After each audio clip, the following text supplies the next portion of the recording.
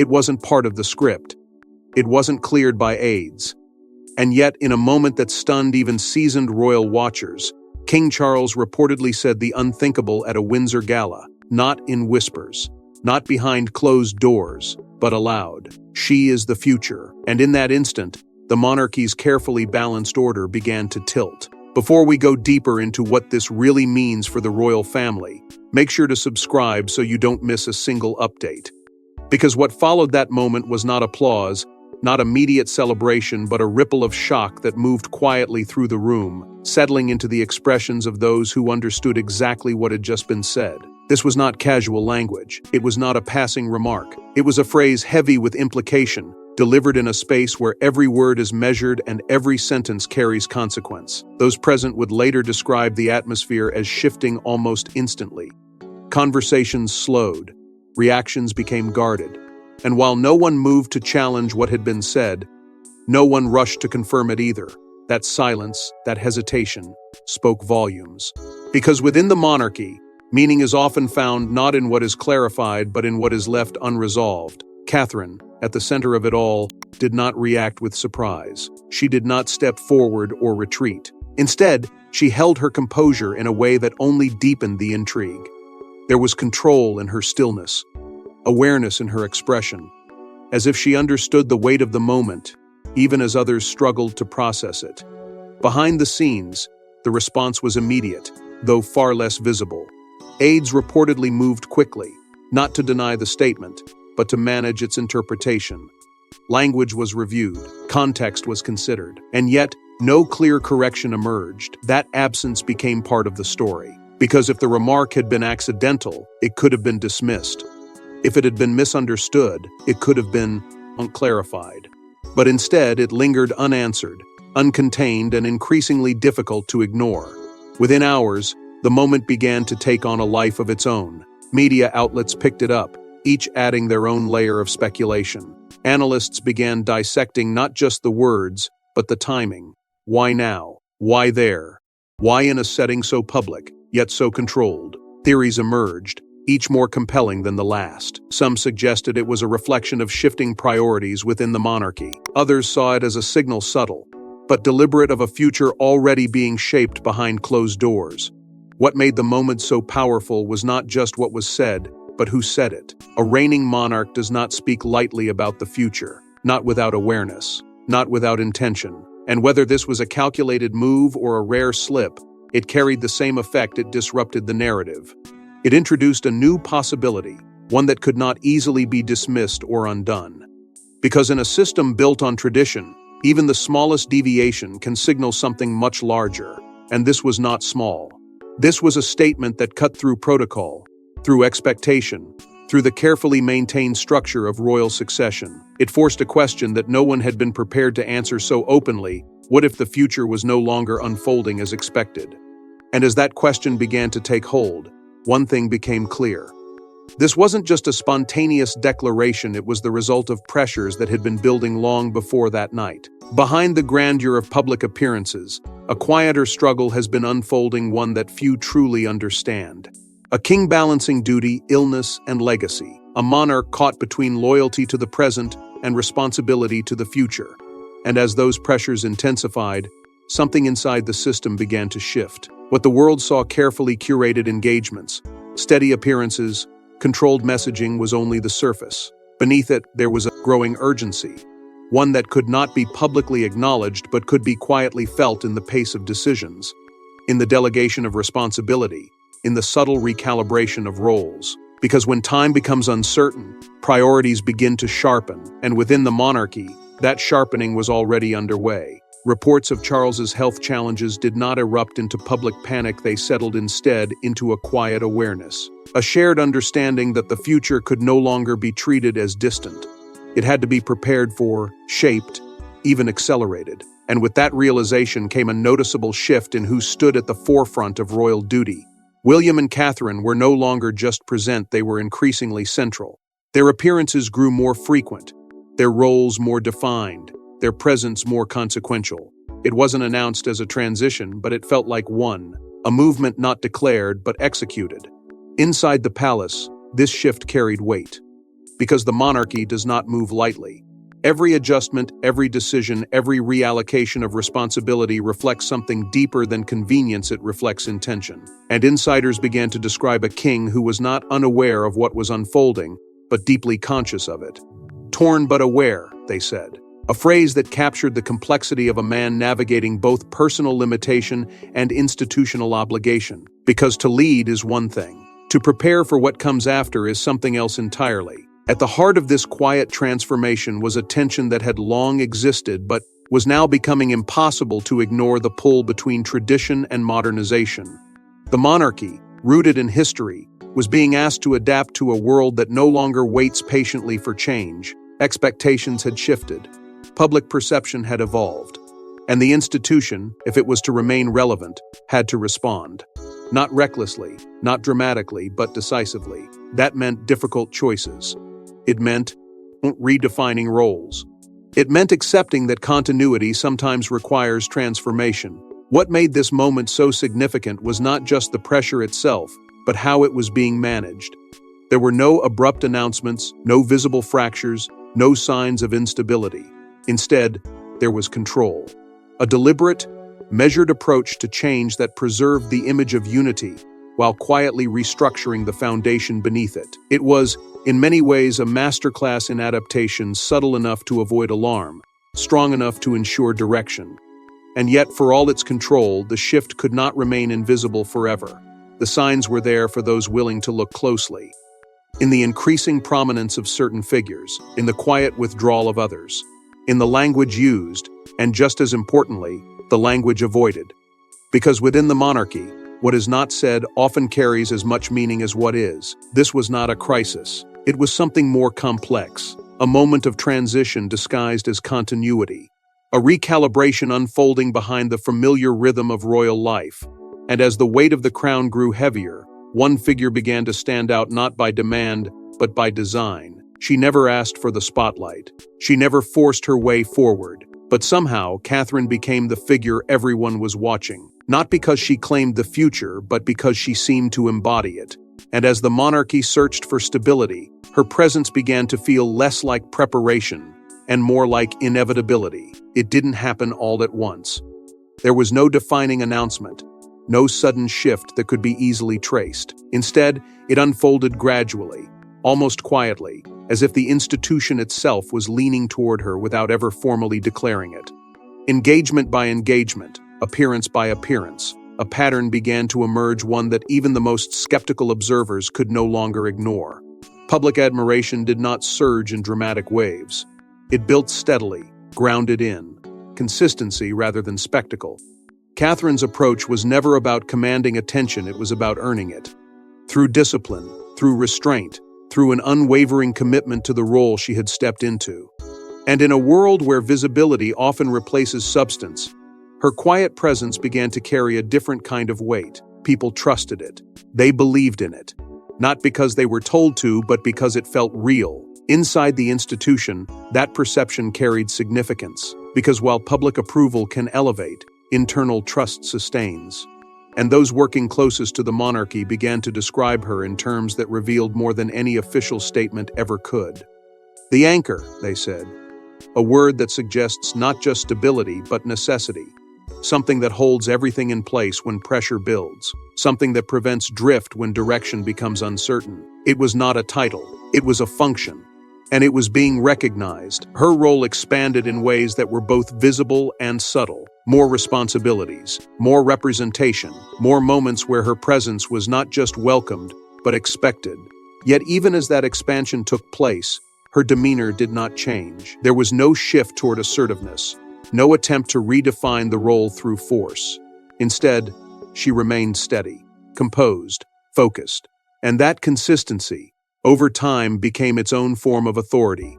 Comparisons began to surface carefully at first, then more openly.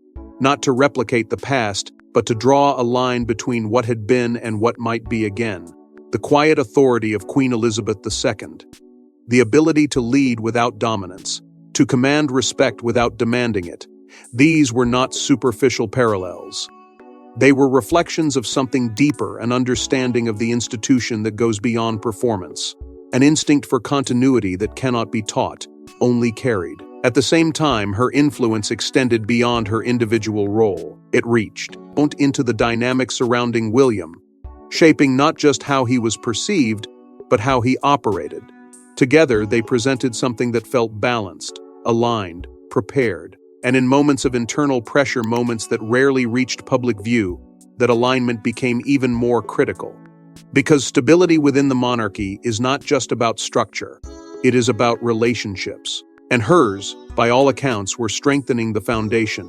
What made this transformation so compelling was its absence of force. There was no campaign, no strategic push to elevate her above others. And yet, elevation was happening, naturally, relentlessly, as if the institution, the public, and the moment itself were converging toward the same conclusion: that she was not just part of the future, but central to it. But admiration alone doesn't lead to declarations. Something behind the scenes had already begun to shift. It was meant to be routine, another carefully managed royal event, another display of unity and tradition. But something changed that night. A moment slipped through the control, through the planning, through the script.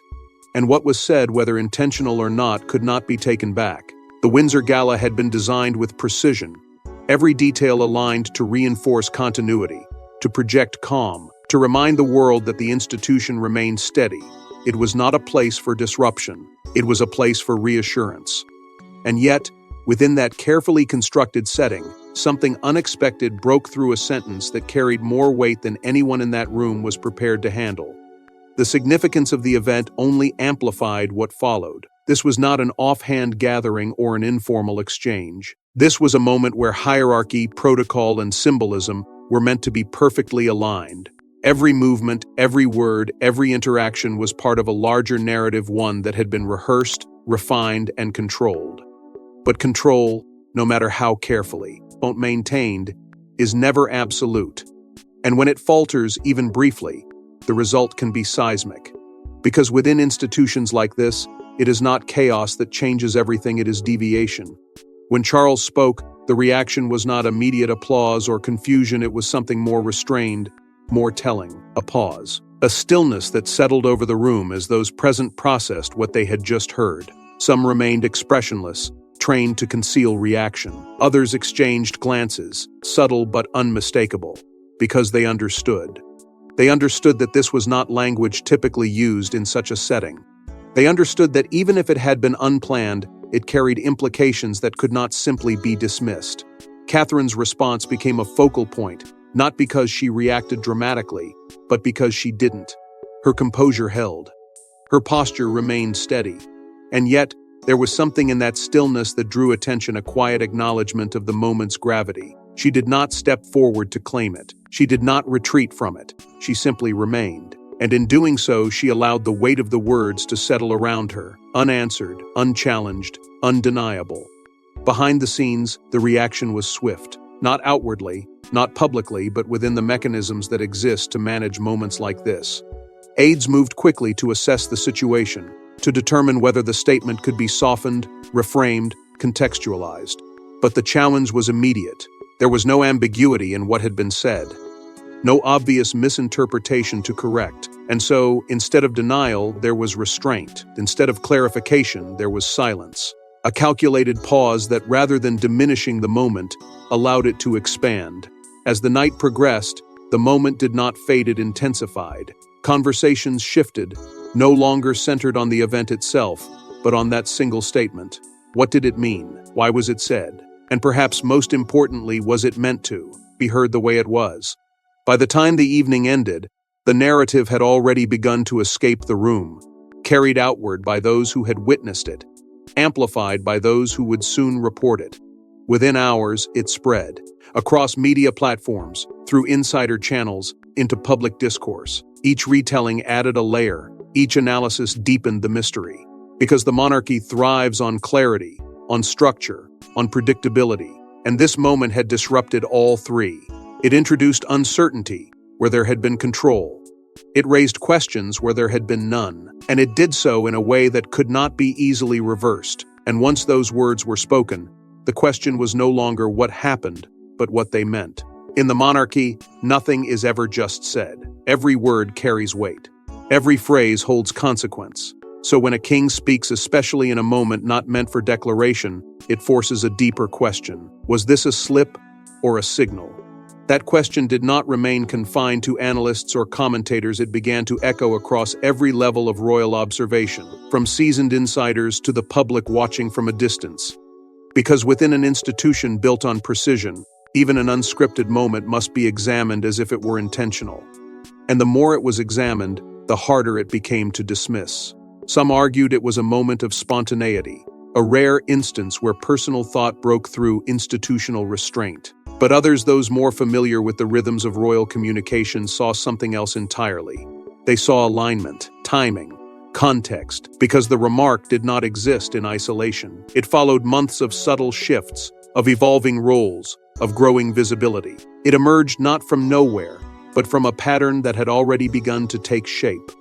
And that pattern suggested something far more deliberate than accidental.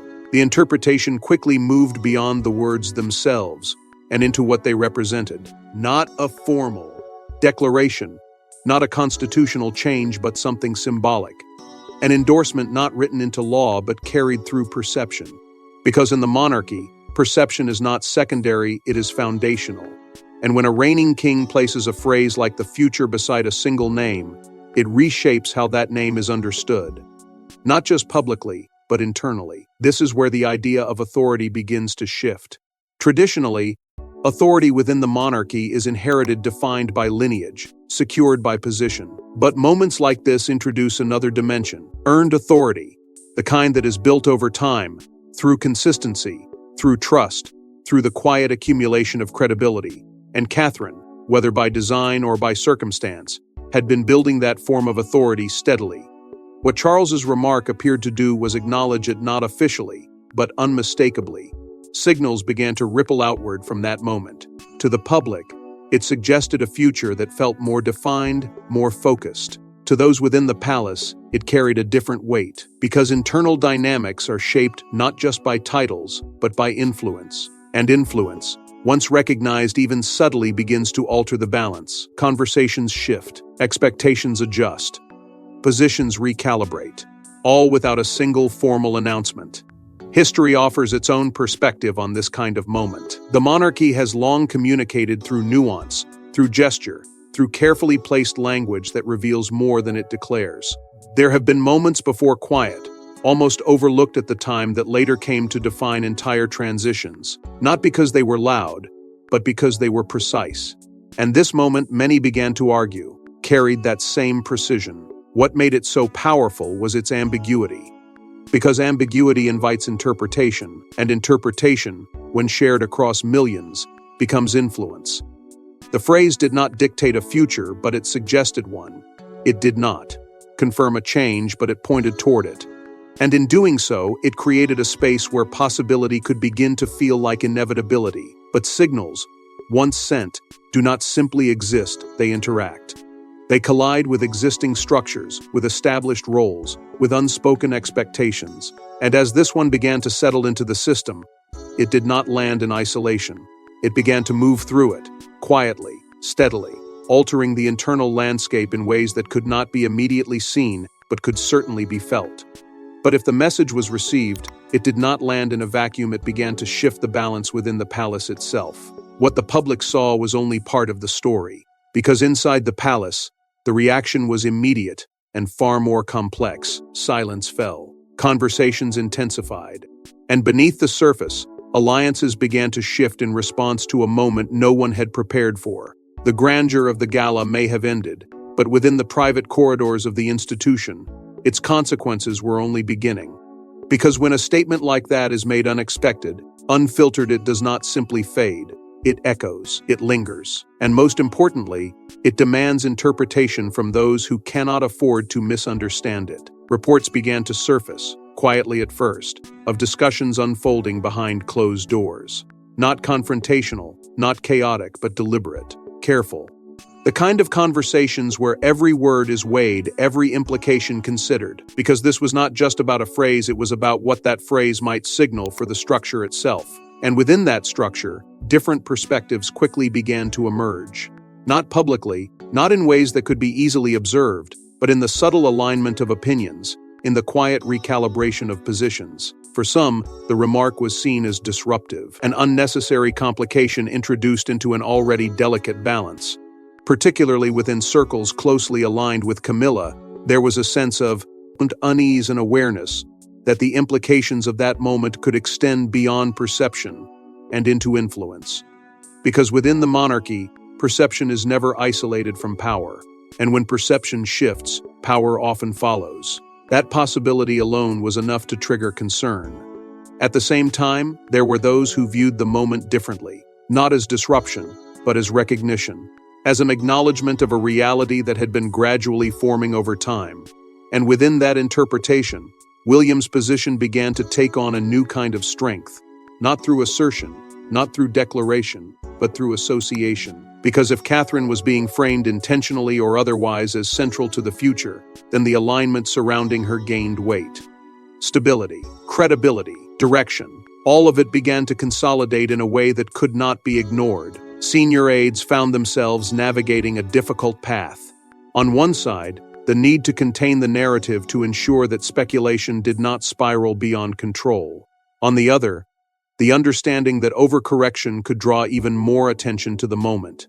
So the response remained measured, statements were avoided, clarifications withheld. The strategy was not to erase the moment, but to allow it to settle, hoping that time would soften its impact.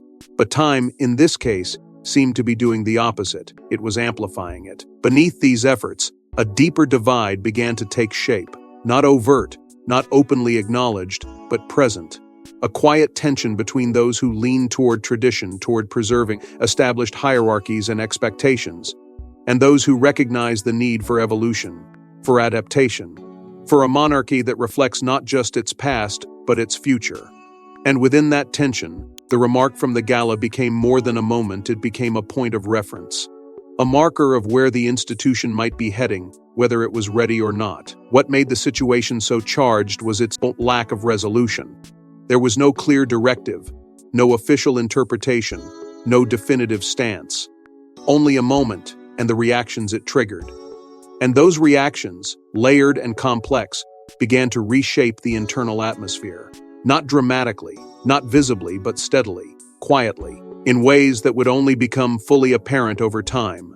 Because within the monarchy, change does not arrive all at once. It builds, it gathers. It moves through conversations, through perceptions, through decisions that are rarely seen but deeply felt.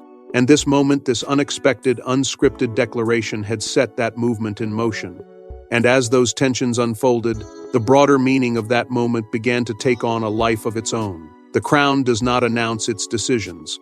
It reveals them, slowly, quietly, through moments that, at first, seem accidental but later feel inevitable. And if that night was one of those moments, then the monarchy may have already begun choosing its future.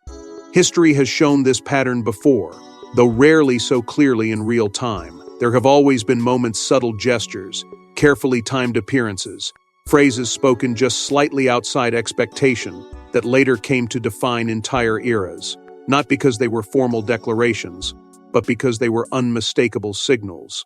Signals that, when viewed in isolation, seemed small, but when placed within the larger arc of the institution, carried undeniable weight. What makes this moment so powerful is how closely it mirrors those turning points of the past, not in form but in function. Because the monarchy does not shift through sudden transformation, it evolves through recognition, through a gradual alignment of perception, trust, and presence. And Catherine, over time, has come to embody that alignment. She represents continuity, the preservation of values that have defined the institution for generations. But she also represents something more difficult to achieve: modernization without disruption. The ability to adapt without losing identity. And in a system built on balance, that combination is rare. Public sentiment has played a crucial role in shaping this perception. Not through coordinated support, but through organic trust. A steady, growing confidence that has placed her at the center of conversations about the monarchy's future. This is not admiration driven by novelty or visibility. It is rooted in consistency, in reliability. In the sense that what is presented is not constructed, but genuine. And within a public increasingly aware of image and narrative, that distinction matters more than ever. Inside the institution, that same perception has begun to translate into something quieter, but equally significant: loyalty. Not declared, not formalized, but felt. Among staff, among those who operate within the daily structure of the monarchy, there are indications of a subtle shift, a recognition of where stability lies, where continuity can be trusted. And while such shifts are rarely acknowledged openly, they shape the internal environment in ways that influence decision-making, positioning, and long-term planning. Analysts have begun to describe this moment not as an isolated incident, but as a turning point. Not because it changes the rules, but because it reframes them. It introduces a new dimension to the idea of legitimacy, one that extends beyond lineage and into perception, beyond entitlement and into earned trust. And while the monarchy remains rooted in its traditions, moments like this suggest that those traditions are being interpreted through a more contemporary lens. This evolving definition of legitimacy does not replace the old, it builds upon it. It creates a layered understanding of authority, where history and present perception coexist. And within that coexistence, figures like Catherine become central not because they disrupt the system, but because they reinforce it in a way that feels relevant to the present moment. What makes all of this so compelling is its quietness. There is no announcement confirming a shift, no declaration marking a transition. And yet, the direction feels clearer than ever, because when the crown reveals its intentions, it does so through alignment between public trust, internal confidence, and symbolic action. And in this case, that alignment is becoming increasingly difficult to ignore. But if the future has already begun to take shape, the final question remains: what comes next? No coronation has taken place. No title has changed hands. And yet, something feels different, because sometimes the future doesn't wait for ceremony. Sometimes it announces itself in a single moment, and everything that follows simply confirms it. That is the quiet power of what unfolded. Not a legal shift, not a constitutional rewrite, but something far more subtle, and in many ways, far more powerful. A redefinition of perception, a recalibration of expectation.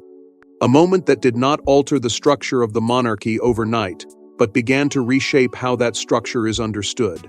The lasting impact of those words has not come from repetition, but from resonance. They continue to echo not loudly, not dramatically, but persistently.